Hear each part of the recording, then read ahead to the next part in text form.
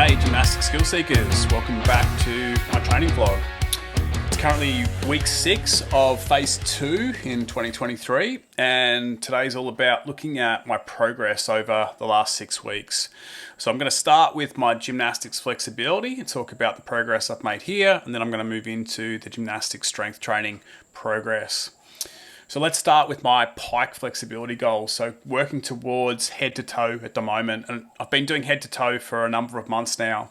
And this phase, I'm not going to say there was a lot of progress. I'm about maybe 2 to 3 centimeters away on both left and right side of being able to touch maybe my forehead to my big toe. I feel that the left side is a little bit easier, and that's predominantly because on the right side, I think I might have a little bit of a hamstring strain, and it's maybe due to the volume of head to toe and other sort of hamstring flexibility exercises that I've been doing. So in the next phase, we're going to rest the head to toe a little bit, and we're just going to focus on getting some strength back into the hamstrings after some of this stretching that we've been doing. Although one of the things I have noticed is the sensation of the tightness being in my calves has started to ease. So a lot of times when I'm doing this head to toe, all I feel is like a really deep calf stretch. But now maybe changing technique, or maybe because of the calf raising and calf flexibility exercises I've been doing. So specifically in this phase, it was like this half calf lift or half calf raise, single leg weighted. 10 reps and then a 15-second hold at the bottom of the last rep, combined with a split stance good morning where the front toe is elevated. So again, just working on stretching out that posterior chain, specifically the calves a little bit more in the exercises that precede the head to toe, and this has relieved some of that feeling in the calf muscles. So I think it's good. I'm starting to feel it more in the hamstrings. I'm definitely feeling more core compression and starting to get used to that idea of using the hip flexors to pull myself deeper into the head to toe. But yeah, just going to take it easy in the next phase, and then hopefully the hamstring will recover. We'll get back to it in the phases to come. Okay, so the second flexibility goal is the gymnastics pancake, getting my chest to the floor. I feel I've made a little bit of progress in this one. The depth is probably just a little bit more. The primary focus has been the weighted pancake, and in this phase I've increased that weight to 20 kilos, which is obviously helping to push me down into that pancake. Unfortunately, in week 2, I felt the gracilis on my right knee go pop. It was a little bit sore for a week, but I don't think it was a tear or anything too bad. It definitely got better as the weeks went on, but it was just something that I was cautious of. And in reality, it might have been a gift in a sense of I changed the technique that I was using in my seated pancake. So beforehand, I've been really trying to fight for depth. I've been working on plantar flexing and dorsiflexing the ankles, contracting the quads, pulling myself deeper, internal, external rotation of the hips. I'm just constantly searching to try and release more range of motion there. But after that gracilis went pop, I was just like, I'm just going to relax into this. So I've just been trying to breathe. I've been trying to focus on tilting the pelvis, pushing the hips back, and just sinking into that. It's sort of changed the sensation. I definitely feel it more in the hamstrings, which is a good thing. And it's sort of maybe upper hamstring. And that's obviously the area that's quite tight and what I need to release so I can get deeper here. But I feel, it was probably a blessing in disguise, and I'm just going to stick with this sort of sensation for now and just sort of relax into the pancake. My mobility coach has said that, you don't want to fight too much now that I've got this new sensation and I can feel this range. It's just a matter of time and just a matter of consistency and practicing the pancake. If I push too hard, then I might cause injury or I might strain something, maybe the hamstring, but I just need to be careful on this. So yeah, I'm happy with the progress here. I really feel that I did a standing straddle zercher exercise, which is like a standing forward fold and the barbell pulling me down. I really like this exercise. I think it's really helping me to get more of an anterior pelvic tilt here. It's just doing 3 reps and just pausing for 10 seconds trying to sink deeper. Initially, I probably went too wide with the stance and I was elevating the feet and I was trying to fight for more depth. But in reality, I think this might have added to the gracilis going pop. So after that went pop, I just made a narrower stance and just focused on keeping the feet on the floor and just forward folding until I could get my forearms to touch the floor. Really focusing on the pelvis, getting as much anterior tilt, trying to lift the tailbone and use the hip flexors to pull down to close that angle between the belly and the thighs. And just think this was a really effective stretch. Really enjoyed this one. Was also doing these straddle walkouts or stumble outs as I called them because they were quite tough. My endurance did increase. In the first few weeks I was just managing 4 reps of this. By the end of the phase I could do 5 reps of this. And yeah, I was surprised I could get such good range. It's not perfect range, but surprised for me to be able to get that core compression, keep those legs straight. And it's the first time I've really felt any quads or hip flexor cramping with any core compression work for a little while. So it was an interesting little exercise to add. In the next phase, I know that we're going to be focusing more on my core compression to hopefully help increase this pancake range of motion. But in this last 6 weeks, I think I've made a slight bit of progress here. Goal number 3 in my gymnastics flexibility is arse to grass front splits. And over the last couple of months, I've made really good progress with this, specifically the long lunge. So I've sort of reached that magical point where I've got good hip extension. There's sort of 180 degrees between the front hamstring and the rear quad, which means I have that flexibility in my hips to get deep enough into a full front splits. But the limiting factor here is like the hamstring flexibility of the front leg and being able to stretch that hamstring to get lower and lower. The combination in this phase of the back to wall hip flexor stretching and the long lunge has been something that's really helped me progress fast, but maybe that fast progression is what's led to a little bit of the hamstring strain. So the long lunge is both stretching the rear hip flexor and also the front hamstring, specifically when the heel is down of the front foot and the toe is up. It creates this instability, so you're sort of moving around and it's targeting different fibers as you're trying to balance. But yeah, it puts a lot of pressure on that sort of high hamstring, which is where I start to feel the pain. So in the next phase, we're definitely going to rest the long lunge, and we're not going to do any real deep hamstring stretches just to give the hamstring a chance to recover. But what I can focus on is strengthening the hip flexors and more core compression here as well. So being able to lift that front leg higher or have stronger core compression is going to help me to sink deeper into that front splits. So yeah, it'll be interesting to see how that goes in future phases and sort of compare that. Other than that, I didn't really do too much. It's really just the long lunge and the hip flexor stretching in this phase, and that's enough to make good progress with the front splits. Don't need to overcomplicate it, just stick to what works. Goal number 4 is the Gymnastics Bridge. This has been an interesting phase because when I've used Gymnastics Bridge before, I've really just used it to focus on opening those shoulders. So we sort of raise into that Gymnastics Bridge, we try to straighten the legs, we're pushing through the shoulders, we're trying to push the shoulders forward to stack them over the wrists and just get, a huge amount of shoulder flexion range. But in this phase, we were trying to work on improving my spinal extension. So we were doing those prone Supermans with the feet anchored under weights and lifting up and building the strength in my back muscles, and then moving into Gymnastics Bridge push-ups, but the emphasis on really focusing on contracting the back muscles. So not so much about straightening the legs or opening the shoulders, just trying to improve the arch. The flexibility coach was saying, look, we're just going to start to work more on like a contortionist bridge than a gymnastics bridge and just try to improve that spinal extension range. And then that will help when I go back to the gymnastics bridge as well. I always find this one a hard one to measure in terms of progress. So the sensation has been very different.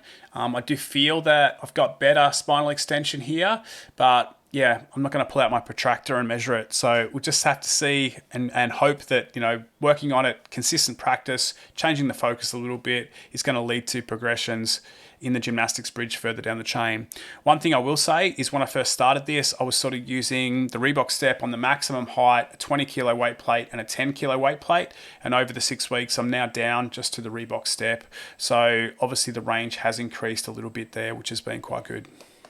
Now we move into the gymnastic strength goals, and one of those goals is the handstand push-up. Right now I'm working on this eccentric hollow back press variation, and slowly but surely the eccentric time has been increasing. I've got 5 sets of 3 reps to do. Maybe I get sort of 10 reps where I've got some sort of control or I've got really good control in the eccentric, but I find it fatigues quickly. The eccentric handstand push-up, there's a lot going on in terms of the balance, the position, and then I'm also moving into this sort of bent arm straddle planche, loading the shoulders quite heavily. Not making excuses, but yeah, it's been a tough exercise to sort of master. I feel it's getting better, but I know there's still a lot more work to do here. I'm also working towards the backwards roll, and we've been doing this sort of L-sit pull-up roll to front leaning rest on the rings. yeah, this has been very hit and miss. Like some days I just smash it and get every rep, and other days I really struggle to get a rep. So I'm still learning the position here and learning what I need to be doing. I'm going to play with a new technique in the next phase. So we're going to keep that in there, and I'm just going to switch things up. So what I've been trying to do is more of like an L-sit pull up and then roll and kip the hips. My strength coach is saying that we need to work more on combining the pull and the kip at the same time. So we're increasing that explosive force. So we need to think about it more as like a front lever row and use that front lever row and kip at the same time, and less of an L-sit chin up. So I will play with that technique in the next phase, and let's see how that goes to improve that. I sort of get it, but it's just like trying to piece it together when you're hanging upside down on the rings and you're trying to figure it all out in that sort of split instance. So yeah, it's been a hit and a miss with the back roll exercise in this phase. So the planche in this phase has been working from like a straddle L-sit on the P-bars, opening up to sort of like an open tuck planche. And again, this one's been a little bit hit and miss. Some weeks I've felt strong in this and it's been really good, and other weeks I've really sort of struggled with it. I definitely struggled to get 3 reps out. It's like 5 sets of 3 reps. I'm not linking them, I'm sort of resting between each rep, but the first rep's usually the best, then it sort of drops off as I go through. Yeah, just find that open tuck planche a really difficult position to get into. I like this exercise. It's sort of got this mechanical advantage. You're moving from the straddle L-sit with the legs in front, being able to lift the hips with the legs still forward, and then trying to bend the knees and lift more into that planche. So yeah, it's just one of those things. It's a big step up from tuck planche to open tuck planche to advanced planche. There's a lot sort of going on there, and it's definitely a tough progression. On the same day I'm working my front lever, it's just been working the eccentrics. I've been really trying to work on the false grip here. So in the past I've struggled to hold a false grip in that front lever, sort of, especially when you kick up to inverted, like having the arm straight, being inverted and holding that false grip can be quite tough, and then lowering down. So this phase was a chance to practice that, and I just forced myself to do it. The false grip will shorten the lever length. It also helps you, move from the front lever to muscle up and keep like ring routines and stuff going. So it's definitely something I want to practice here. It's been feeling quite good. Yeah, the eccentrics, some days really good, other days just okay. But yeah, just holding that full hollow body shape and just trying to control that eccentric as much as I can.